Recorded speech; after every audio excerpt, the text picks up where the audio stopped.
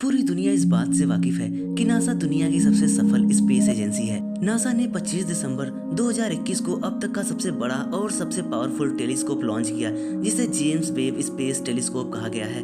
James Edwin web NASA के second administrator थे और इन्हीं के प्रयासों के कारण नासा बहुत सारे मिशन को सक्सेसफुल बना पाया और इन्हीं के नाम पर इस टेलीस्कोप का नाम जेम्स वेब स्पेस टेलीस्कोप रखा गया।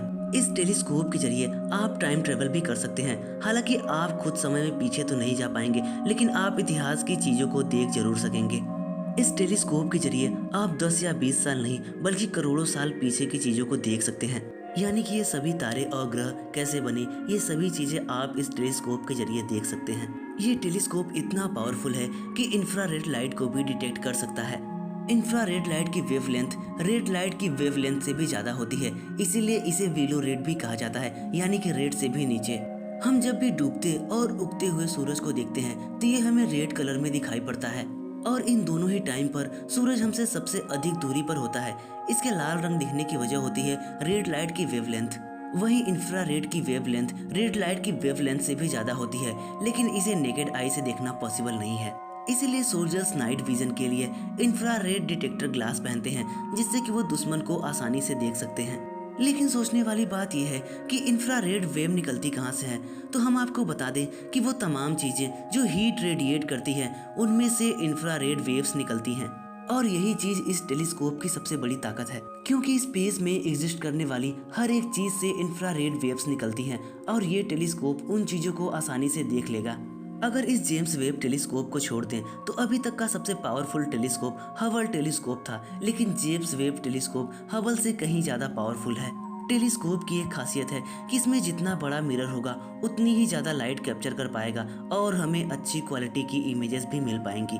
हबल टेलीस्कोप का मिरर 2.5 मीटर ही बड़ा था, वहीं जेम्स वेब टेलीस्कोप का मिरर 6.5 मीटर जितना बड़ा है, और ये मिरर पूरी तरह से 24 कैरेट गोल्ड से बना है। इसके गोल्ड से बने होने का रीजन लाइट की रिफ्लेक्टिवनेस है।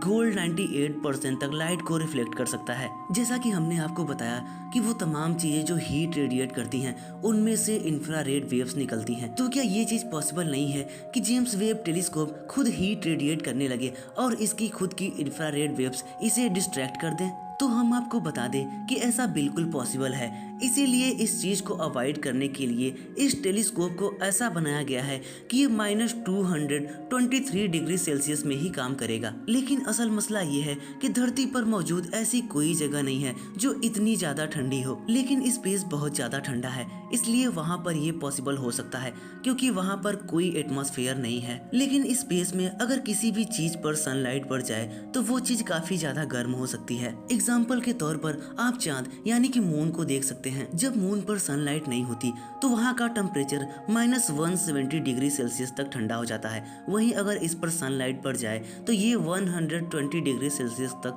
गर्म भी हो सकता है। जेम्स वेब टेलीस्कोप पर सनलाइट ना पड़े, इसको अवॉइड करने के लिए इस पर सन शील्ड लगाया गया है। ये सन शील्ड काइट की शेप में है और इसको एक कैप्टॉन नाम के मटेरियल से बनाया गया है।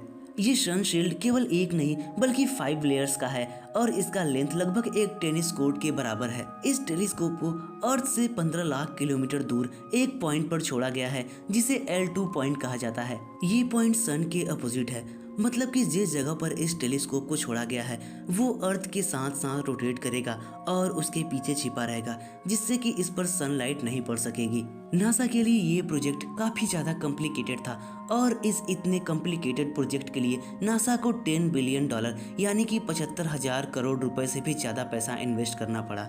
इस टेलीस्कोप की पोटेंशियल इतनी है कि ये हमें यूनिवर्स में फर्स्ट स्टार की फॉर्मेशन तक को दिखा सकता है, यानी कि पहला तारा कैसे बना, हम वो चीज इससे देख सकते हैं। लेकिन सबसे ज्यादा कॉम्प्लिकेटेड बात यह है कि आखिर ये काम कैसे करेगा। तो एक बात तो हम सभी जानते हैं कि किसी भी ऑब्जेक्ट को देखने के लिए हमें लाइट की जरूरत पड़ती है, और लाइट को भी किसी भी ऑब्जेक्ट तक पहुंचने के लिए टाइम लगता है। लाइट 3 लाख किलोमीटर पर सेकेंड की स्पीड से ट्रेवल करती है। अगर आप एग्जाम्पल के तौर पर देखें तो सनलाइट को अर्थ तक पहुंचने में 8 मिनट का समय लगता है, और वहीं अगर सन गायब हो जाए तो ये बात जानने में आपको 8 मिनट लग जाएंगे। तो इसका मतलब ये हुआ कि हम 8 मिनट पास्ट में देख रहे हैं। यही फार्मूला इस टेलीस्कोप पर भी लागू होता है। वहीं अगर हम मून से अर्थ के बीच का डिस्टेंस देखें तो ये है 3,84,000 किलोमीटर। और जब सनलाइट मून पर पड़ती है और फिर यही लाइट रिफ्लेक्ट होकर अर्थ पर जाती है तो मून से अर्थ तक लाइट को ट्रेवल करने में 1.25 मिनट का समय लगता है। इसके अलावा अगर आप सैटर्न और अर्थ के बीच के डिस्टेंस को मेजर करते हैं तो ये है 160 करोड़ किलोमीटर। और जब सनलाइट सैटर्न से रिफ्लेक्ट होकर अर्थ तक पहुंचती है तो इस डिस्टेंस के दरमियान लाइट को ट्रेवल करने में लगभग 1.5 घंटे का समय लगता है।